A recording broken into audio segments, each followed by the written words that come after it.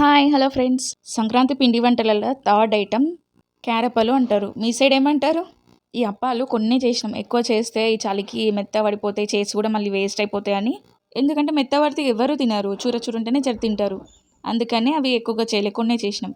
లిటరల్గా చెప్తున్నా, అవి కొన్నే చేసినాం కానీ సూపర్ టేస్టీగా చూర చూరగా.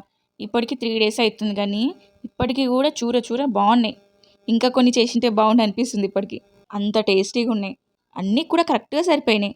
ఒకటి ఎక్కువ ఒకటి తక్కువ అన్నట్టుగా లేదు. కారం కానీ ఉప్పు కానీ మంచిగా సరిపోయింది, మంచిగా ఉన్నాయి. మీ సైడ్ ఇట్లా అప్పాలు చేసినప్పుడు దేని మీద వేస్తారు? పేపర్ల మీదనేనా? మేమైతే పేపర్ల మీదనే వేస్తున్నాం. మా అమ్మ వాళ్ళేమో డైరెక్ట్గా ప్లేట్ మీద వేసేస్తారు. బట్ పేపర్ కూడా బాగుంది, ఈజీగా వస్తుంది.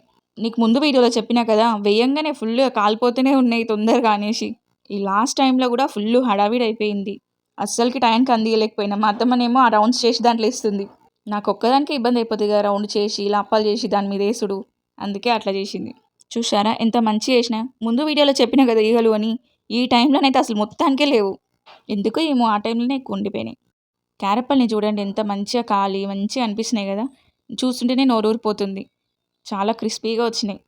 నా చిట్టి తల్లేమో ఆ కింద ఉన్నదంతా ఆ అప్పాల మీద వేస్తుంది. ఆమెకి అప్పాలు ఇవ్వలేదంట. అప్పుడు కాల్చి అప్పుడే వేడిగా తింటే ఎట్లుంటుంది చెప్పండి. వేడి వేడిగా తింటే మోషన్స్ అయితే, కొంచెం చల్లారితేనేమో అవి బాగుండు. అలా గడిచిపోయింది మా పిండి వంటలు.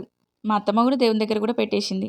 దేవుని దగ్గర పెట్టినాక ఏముంది, ఛాయ్లు వేసుకొని తినడమే. ఆ రోజు ఈవినింగ్ ఛాయ్లో ఎలా ఉంటాయో ఇక టేస్ట్ చేయాలి.